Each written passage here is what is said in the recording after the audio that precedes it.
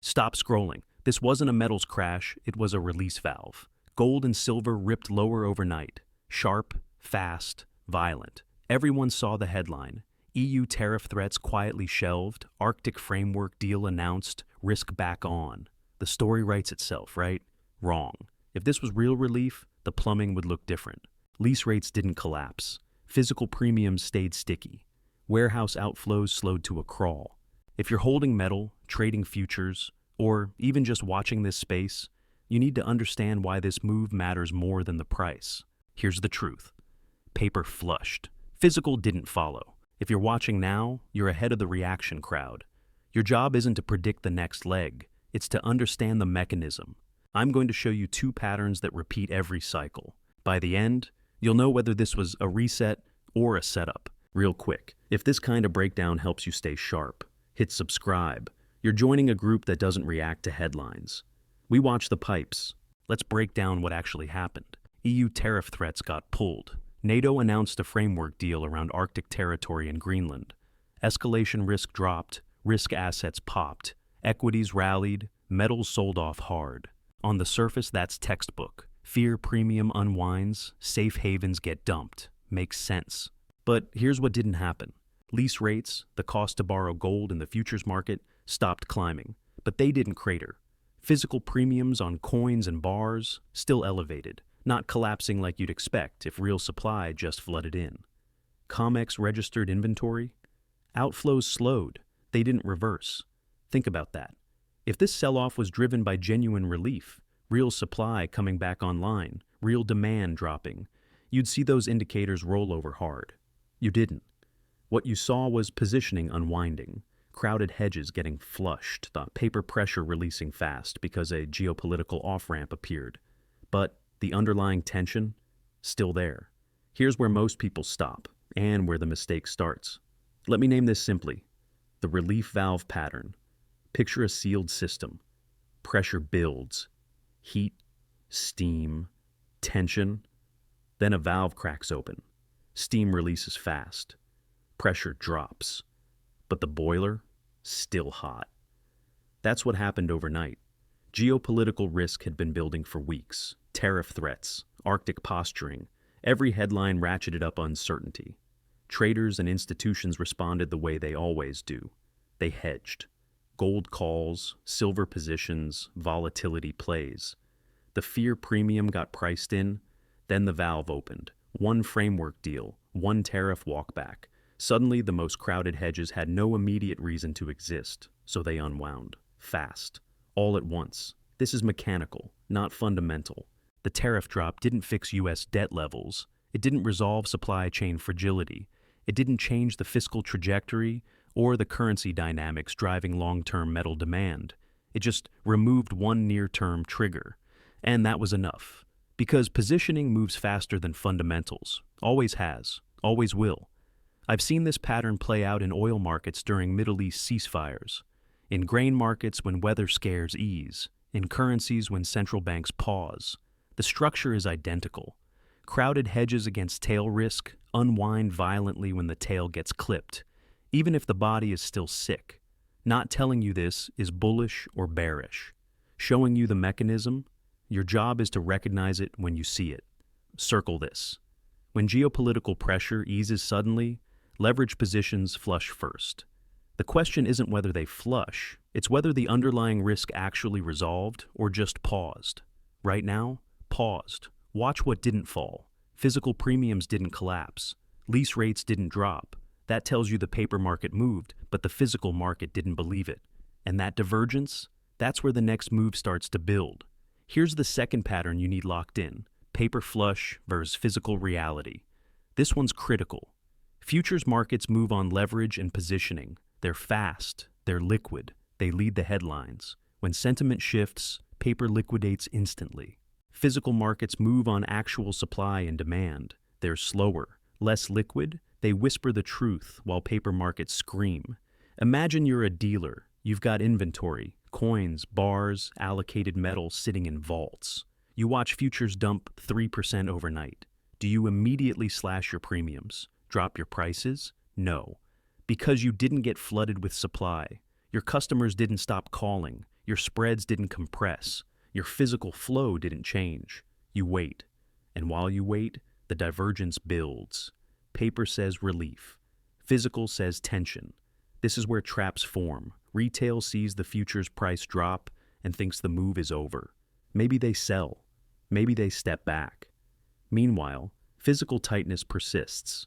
Premiums stay elevated. Lease rates stabilize instead of reversing. Then, if a new catalyst emerges, another geopolitical flare, a dollar wobble, a liquidity event, paper snaps back, fast, and anyone who sold into the flush gets caught flat-footed. I'm not predicting that happens here. Could reverse entirely, could stay soft for weeks. But the structure matters. When paper and physical diverge, one of them is wrong. Either paper is overshooting to the downside, or physical is slow to adjust. History says paper overreacts more often than physical does. Not advice, pattern recognition. Your job isn't to front-run the next move. It's to understand where the pressure is building and where it isn't. Right now, pressure released in futures. It didn't release in physical. Sit with that. Here's what you need to sit with. The wrong question is the metals move over? The real question is, was this the end of the move or the clearing before the next phase? Think about it. Relief rallies release pressure. They don't remove risk. The tariff threat got pulled. Great. What about the deficit? What about the debt ceiling fight coming in Q2?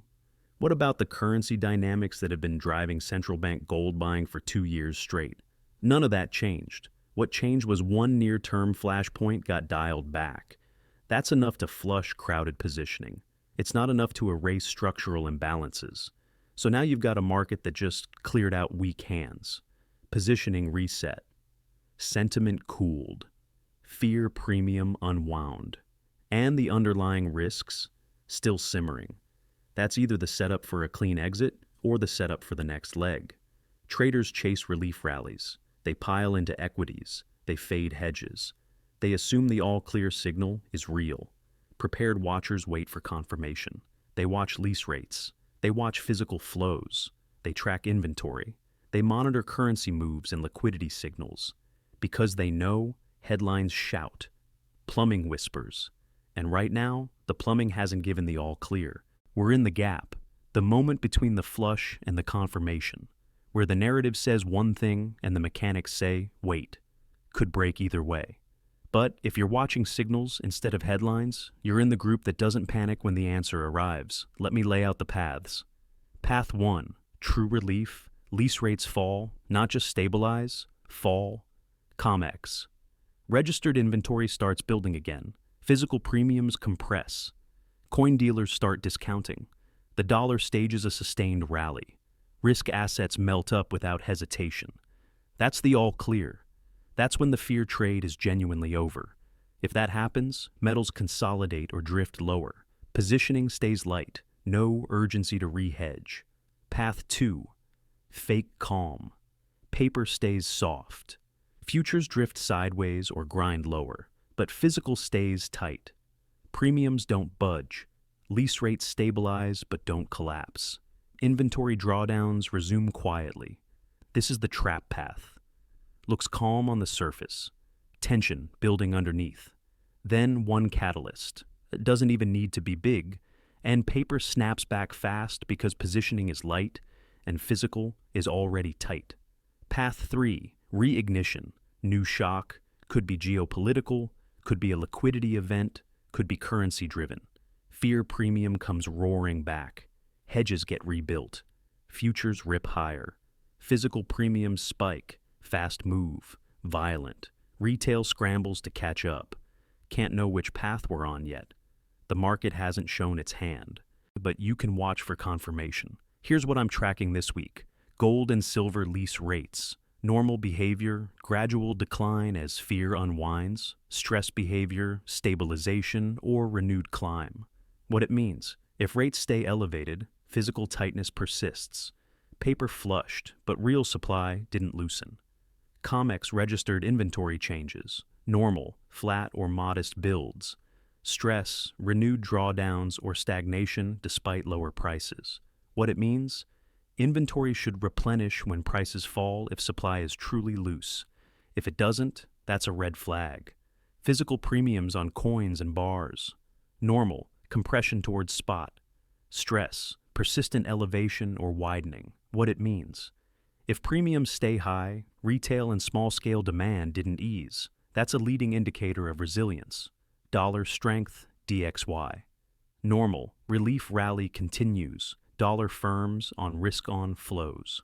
Stress, dollar stalls or reverses despite equity strength.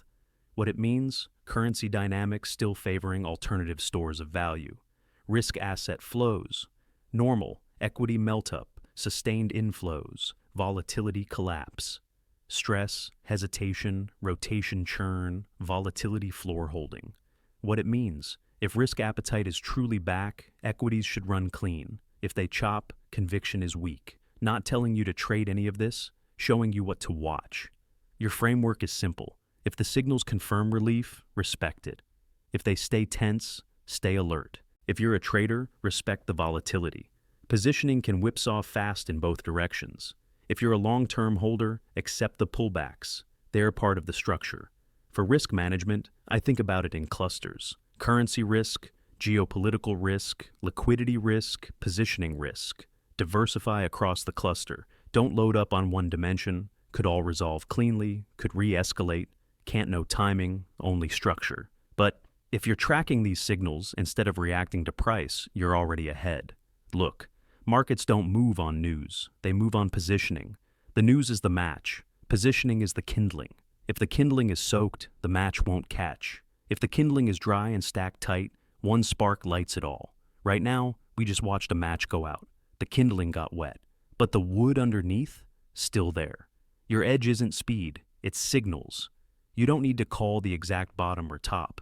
You need to know what normal looks like versus what stress looks like.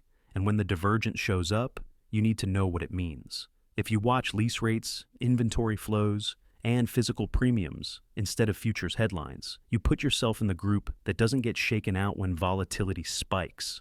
You're not reacting, you're reading. That's the difference between getting trapped and staying positioned. So here's my ask. Drop a comment. Where are you watching from?